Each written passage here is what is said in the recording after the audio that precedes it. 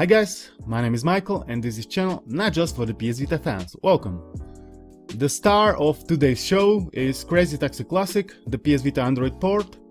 First, I'm quickly showing you how to install it, then I'm taking a look at the game itself, the performance, the graphics, and in the end I'm comparing it to the PSP version, if I can spot the difference. Spoiler alert, the new one looks stunning. So without any further ado, let's dive right into it. So to the installation, like always, first install the plugins, then get the game files, then rename and transfer necessary files, and last step, install the VPK and enjoy! Happy days! Crazy Taxi is running in its full native splendor. You can aim your thanks and well wishes to the Renegatamente and the Flow for their continued support towards our favorite discontinued handheld platform, the PS Vita. And I wanna express my gratitude as well. Thanks guys for keeping the ports coming and keeping the Vita alive, it's deeply appreciated. Now to the game itself. It runs smooth as butter, the graphics are impressive, the playability is great, and the music is in my opinion the core of the whole experience, and if you are a fan of a kick-ass punk music, you will surely fall in love with this title. It was composed in a way to draw you in and to not let you go anywhere, so from now on you'll be trying to break free from under this punk rock spell every time you launch the game. God bless the Sega and God bless the punk rock music, the two pinnacles of modern day society. Well, not really, but it sounds good, so I'm keeping it here. Now to the age-long naysayers question. Was it even worth porting when we can already play the PSP Fair Wars via Adrenaline? You bet it was. There is no Offspring in the PSP version, and there is no proper Crazy Taxi game without the Offspring, clearly. What's more, the graphics are much superior on the Android port, as the game runs in PS Vita native resolution 960 by 544, and yes, you can try to run the PSP version with GPatch plugin or GPatch or whatever is the pronunciation, however with various rates of success, whereas here you got it all preset, plug and play, and ready for the flawless retro blast. So in the end, it's of course up to you which version you're gonna choose.